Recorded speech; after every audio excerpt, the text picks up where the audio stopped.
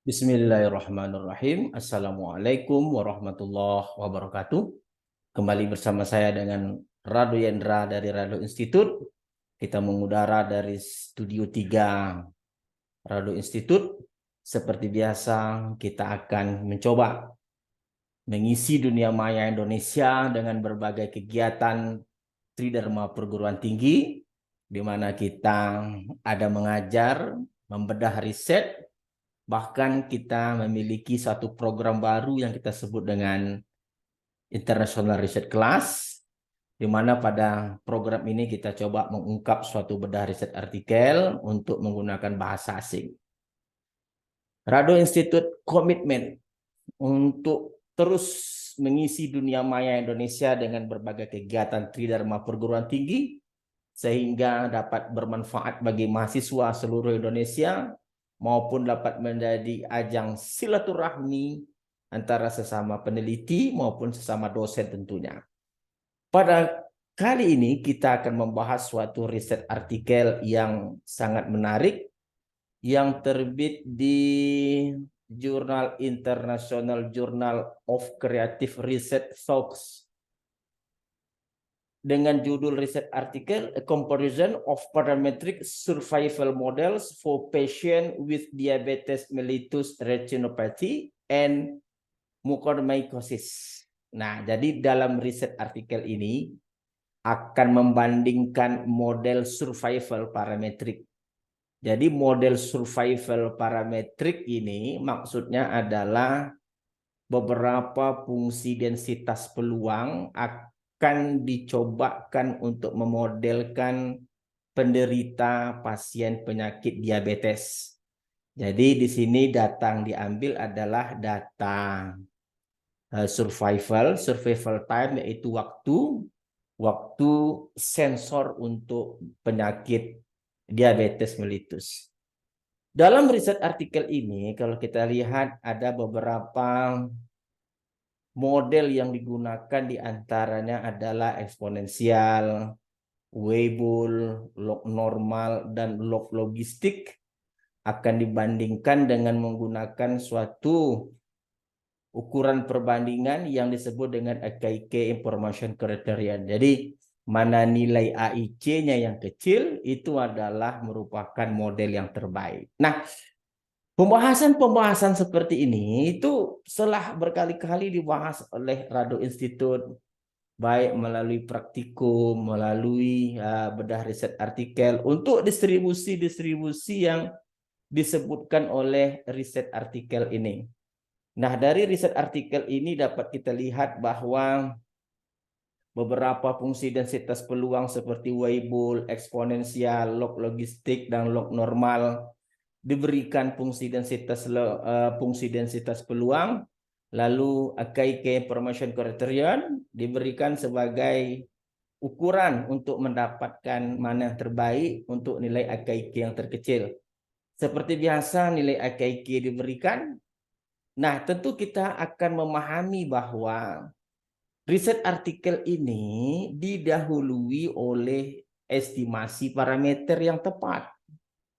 Lalu akan dilakukan berbagai uji coba, diantaranya menggunakan AKIK Information Criterion, dan seterusnya. Nah, untuk lebih tajam lagi pembahasan pada kesempatan kali ini, seperti biasa kita akan menggunakan data pasien penyakit diabetes yang terjadi di rumah, yang diambil dari rumah sakit umum yang ada di Duri. Ini adalah data diabetes yang dijadikan sebagai bahan tesis oleh mahasiswa S2 dari program studi matematika pasca sarjana Universitas Riau. Jadi datanya nanti kita gunakan, data penyakit diabetes, lalu kita cobakan beberapa model yang digunakan oleh riset artikel yang telah kita bahas tadi, lalu kita cobakan dengan berbagai alat uji, mana yang terbaik. Jadi kalau kita lihat dari riset artikel yang barusan kita bahas tadi, kalau kita lihat yang terbaik tentunya adalah nilai AIC yang terkecil. Jadi kalau kita lihat di sini AIC yang terkecil itu adalah Weibull. Nah, ini Weibull nampak di sini 1307 Weibull. Artinya yang terkecil AIC-nya adalah AIC dari distribusi Weibull. Nah, oleh sebab itu kita akan coba teruskan, kita langsung ke data sensor, data penyakit pasien diabetes yang kita dapatkan di UNRI. Kita stop share dulu, kita coba share R kita. Nah, ini R kita. Nah, ini adalah R dalam tahun, artinya data sensor ini maksudnya adalah data-data tidak sensor, maksudnya data ketika pasien awal mula-mula diberikan treatment untuk penyakit diabetes, lalu meninggal dunia, maka data itu menjadi data unsensor. Seperti 3,6 tahun, 0,7 tahun, dan seterusnya. Ini adalah pasien penderita penyakit diabetes yang dari awal diberikan treatment lalu mati, dan data waktu matinya itu kita ambil sebagai data survival, data uncensored survival. Jadi kalau data dalam kajian survival analysis ini kita tahu ada data sensor, ada data unsensor. Jadi kalau tercampur antara unsensor dan sensor, maka dalam hal model tentu berubah karena terdapat hal yang berbeda dalam log likelihood dari tercampurnya data sensor dan tak sensor. Tapi kalau datanya semua unsensor atau seluruh pasien mati ketika awal mula-mula diberi treatment penyakit diabetes lalu mati sampai sampai waktu tertentu, maka dia menjadi data survival yang unsensor. Nah, akan kita ambil datanya seperti yang ditampilkan dalam X, lalu kita analisis dengan menggunakan beberapa parametric survival models. Kalau dalam survival dia sebut namanya parametric survival models, walaupun sebenarnya itu adalah model probability modeling biasa yang melibatkan beberapa fungsi densitas peluang. Nah, seperti biasa dalam kajian ini kita akan menggunakan aplikasi R. Dalam aplikasi R itu ada MixR namanya, MixR. Jadi kalau Anda lihat, Anda klik package, Anda ambil load packet di sini. Jadi Anda coba di sini lihat ada namanya satu paket namanya MixR. MixR ini sebenarnya untuk mendapatkan parameter dari fungsi densitas peluang yang mengalami campuran yang terjadi akibat proses mixture komponen. Walau bagaimanapun tetap bisa digunakan untuk yang tanpa campuran dengan catatan dalam NCOM itu jumlah komponen harus dibuat satu. Artinya ini adalah fungsi densitas peluang biasa tanpa campuran. Fit 1 untuk Weibull, jadi ada kita menggunakan 3 pemodelan di sini, ada Weibull, Fit 2 ada gamma, ada L-norm. Nah, Fit 1 dengan bahasa mixfit ini memberikan nilai parameter sekaligus memberikan nilai AIC, EKIK information seperti yang dalam jurnal, memberikan nilai BIC, Bayesian Information Criterion, diberikan seluruhnya. Oke, langkah pertama kita package-nya itu kita ambil package, load package, kita ambil MixR. Nah, ini MixR jangan lupa setelah di-download kita panggil kembali. Lalu setelah kita panggil MixR, kita jalankan data X, ini data X kita. Oke, ini data X. Ini data X kita, data waktu survival pasien penderita penyakit COVID. Lalu kita coba mau lihat seperti apa grafik yang ditimbulkan oleh data tersebut. Kita run grafiknya. Ini dia grafiknya. Grafik sekitar 50-an waktu survival pasien diabetes. Lalu setelah kita dapat grafik ini, memang kita lihat datanya itu acak. Maka masuk cerita probability modeling itu memang sudah layak untuk dilakukan. Setelah kita lihat data grafik seperti ini, baru kita jalankan program kita, program fit 1, fit 2, dan fit 3. Kita run, kita kembali ke konsol. Nah, kita lihat fit 1. Nah, fit 1 ini adalah distribusi Weibull with one komponen, satu komponen tanpa adanya mixture di dalamnya.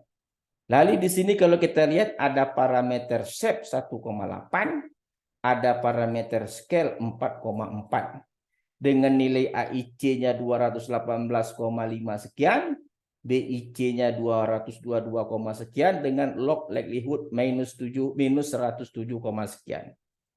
Ini untuk fit 1. Lalu kalau kita lihat fit 2.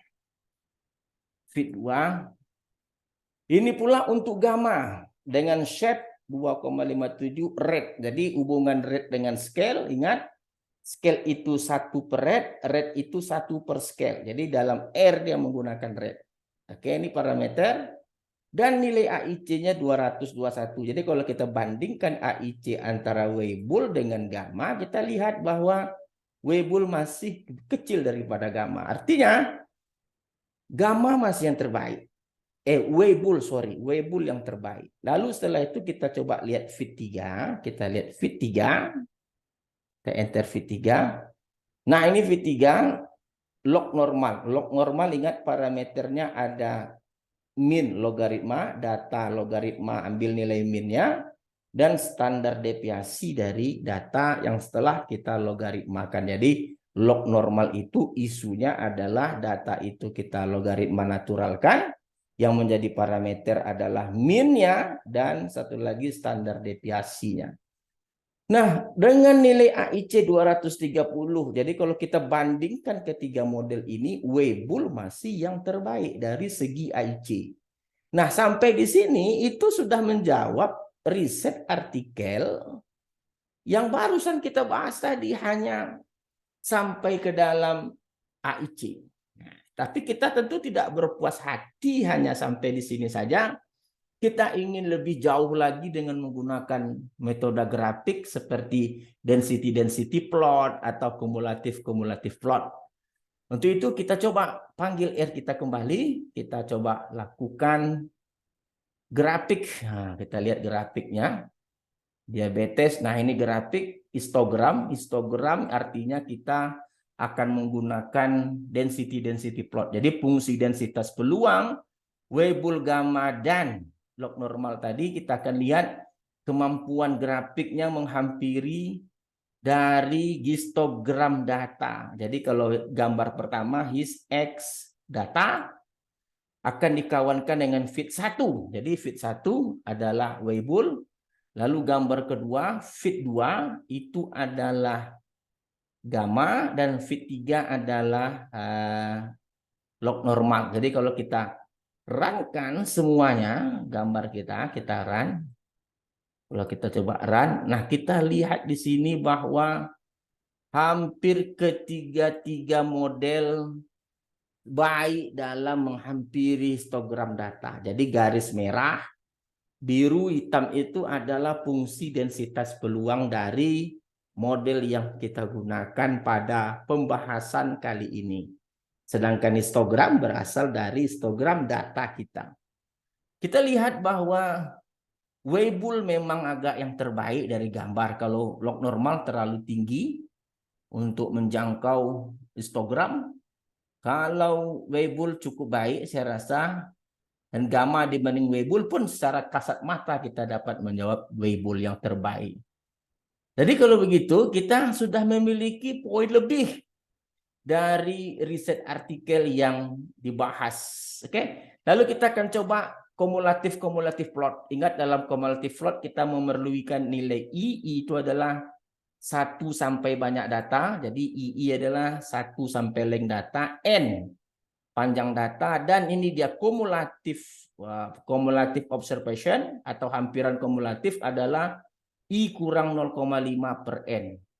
Jadi parameter-parameter dari berbagai distribusi tadi kita ambil, contoh misalnya shape Weibull, shape SHW ini shape Weibull, Kalau kita lihat SHW, ini adalah SHW. Dan kalau kita panggil fit 1, jadi kita lihat sekarang ini caranya. SEP itu 1,8. Untuk dipanggil nilai 1,8 saja, kita memerlukan bahasa. Fit 1 kurung siku 2 kali ada angka 4. Artinya dia pada posisi keempat. 1, 2, 3, 4. Berarti SEP itu pada posisi keempat. Kita hanya memerlukan parameter shape-nya saja, shape Weibull. Dan untuk yang lainnya sama, seperti scale Weibull. Ini shape gamma, ini rate gamma, ini rata-rata dari log normal, ini standar deviasi dari log normal. Kenapa kita perlukan parameter itu terpisah? Karena kita mau mengambil kumulatif atau distribution function tiap-tiap model. Jadi kalau dalam R, distribution function atau kumulatif atau F besar dalam teori-teori pembelajaran ke mahasiswa, dalam R disebut P gamma. P gamma ini kumulatif atau distribution function. Ingat, dalam kumulatif data itu diurutkan dari kecil ke besar. Nah, karena kita bicara gamma, parameter gamma harus dimasukkan. Makanya kita memerlukan satu nilai parameter yang terpisah yang kita ambil. Ini Cefik 2 untuk gamma. Jadi Cefik 1 untuk Weibull. P Weibull menunjukkan kumulatif. Sedangkan sort X data diurut dari kecil ke besar. SHW parameter shape. SCW parameter scale Weibull. Cefik 3 adalah untuk. Cefik 3 ini adalah untuk log normal. Oke, ini kita sort X. Kita beri nama XX untuk data yang telah diurut. Lalu kita coba gambarkan. Kita gambarkan. Jadi plot XX itu data yang telah diurutkan. FF kumulatif hampiran dengan rumus I kurang 0,5/N. Akan kita lawankan dengan kumulatif fix 1. Kumulatif fix 1 tadi kumulatif Weibull. Lalu ada plot yang berikutnya. Kita lawankan dengan fix 2, kumulatif C fix 2 gamma, dan C fix 3 untuk log normal. Lalu kalau kita runkan seluruhnya, kita akan lihat gambar yang kita lihat. Nah, ini gambar kita. Oke, ini gambar kita. Nah, kalau kita lihat dari kasat mata, yang berwarna biru itu hampir sempurna menempel ke yang warna hitam. Hitam itu adalah kumulatif hampiran yang dihasilkan dari rumus F sama dengan I kurang 0,5/N tadi.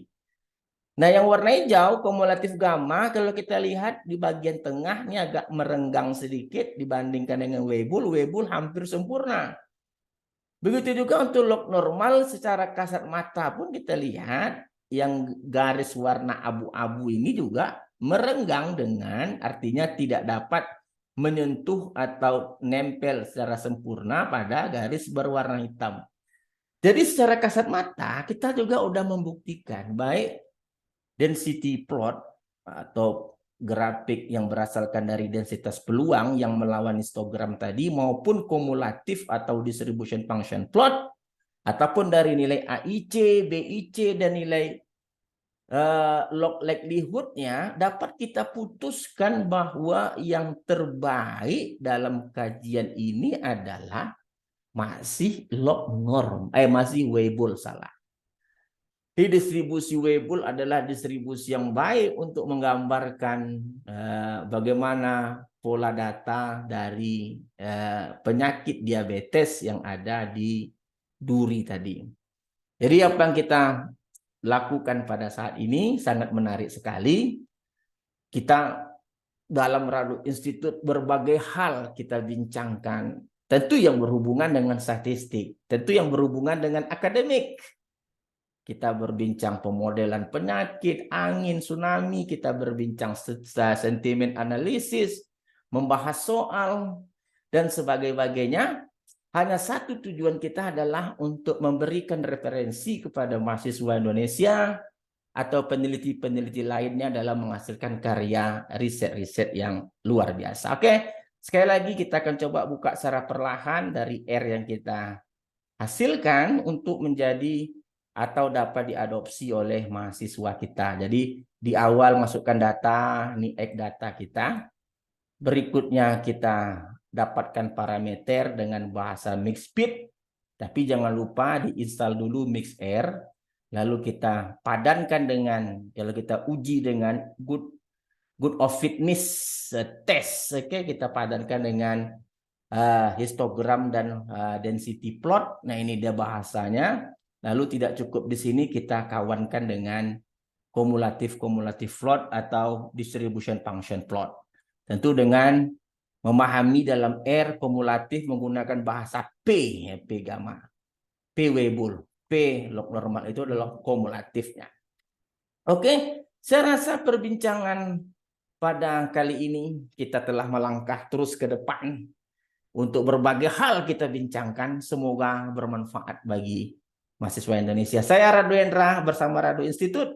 Undur diri dulu. Assalamualaikum warahmatullahi wabarakatuh.